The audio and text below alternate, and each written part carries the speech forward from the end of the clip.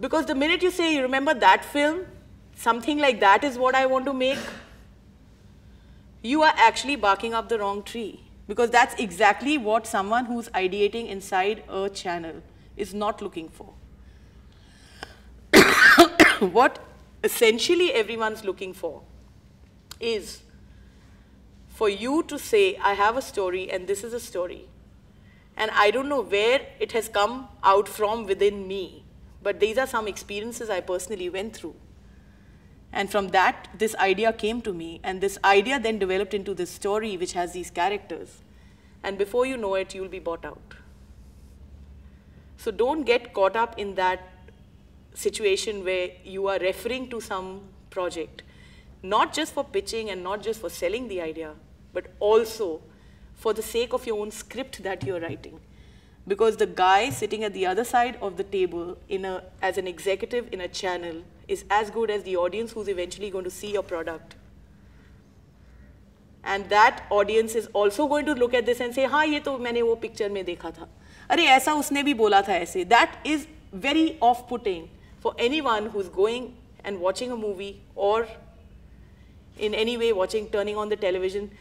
Why do you think there's so much frustration in television today? I'd like to pose this question to all of you. What is the most common criticism given to television today?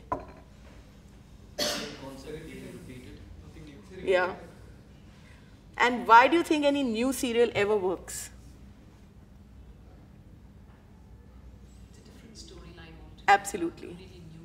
Something you haven't seen. And that first shot, that first promo, that first trailer grabs you and you note the time and you say, okay, that on next Monday, such and such date, such and such time, I'm going to check it out. Because the promo itself, and that's also something that happened when I was making Tara, because at that time, I was as young as 19 years old. I had no clue about this industry. Today it's much more difficult for me to work in this industry than it was then. Because at that time I was not carrying the baggage of the introduction he just gave me. I was free of anything like you guys are. And because of that, I was a sponge and I was ready to absorb everything that was being told to me. And I had the simplicity, and I keep on trying to get that back now. Every time I need to perform or write or, make a film, even if it's a 2-minute short film or an ad film, is to get back that simplicity, and it's very hard. But Tara became a trailblazing show only because I just happened to catch a bus and go to ZTV, and nobody knew that ZTV was a channel that was coming up at that point in time. I had heard Doordarshan में chance अपना लगना ही नहीं था because, वहाँ तो बड़े-बड़े लोग जाते हैं. There's a new channel coming up there. I went there. There was an executive. I just said, excuse me, can I meet you? Yeah, what do you want? I have a 2-page concept which I want to give you. And that too, I had prepared the concept because I was going for the meeting, not that it was something that was coming from my heart or soul or whatever. But in the first paragraph was a character of a girl called Tara. And the rest of the 1 3/4 pages was complete bullshit. And this executive is a well-known executive, Karuna Samtani. She just looked at that first paragraph, then she flicked through the rest and she said, it's a terrible story. But I like Tara, the character. Can you come back to me with more material on her? And very honestly, to tell all of you, that was the discovery for me of my own self as a writer. Because now I had been given what I thought when I was walking out of her office, a very simple thing to do. When I started working, I realized it was the toughest thing to do. This was not one paragraph she had liked. This was one paragraph, if I elaborated well, that could get me a show which would be the first show of my life and bring me into the stage, onto that stage, which I was so desperately wanting to be on.